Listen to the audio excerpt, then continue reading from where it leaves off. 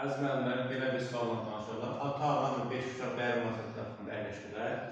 Deyir ki, ata və ana arasında bir uşağın olması ehtimalı qalır. Bilir ki, bəyənmə masaya tərəfində əyləşmə varsa, qeyd edir ki, ata-ana və 5 dənə uşaq. Deyir ki, 1, 2, 3, 4, 5 dənə.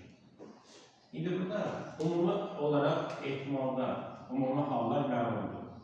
Ümumi halları tapmaq üçün 1, 2, 3, 4, 7 nəfər olacaq. 7 minus 1 faktorial. İndi əlverişli hallarını bizdən araşdıracaq. Əlverişli hallarda isə qayda budur ki, ata-ana arasında bir nəfər uşaq olmalıdır. Yazıram ki, ata-ana,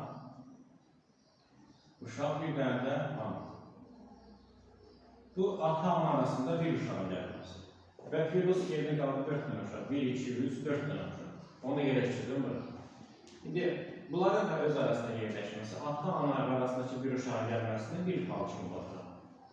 Buna 2 hal, buna 3 hal, 4 hal, 5 hal. Deməli, burada əlverişli hallarımızın belə olacaq ki, bu olacaq 5 minus 1 faktorial. Bunu 5 nəfər üçün baxıram. Sonra, ortada gələn uşağı buranı çək, sonra seçənlərəm. Sənin burada 5 nəfər uşağı varsa, deməli, burada 5 dənə mümkün hal var.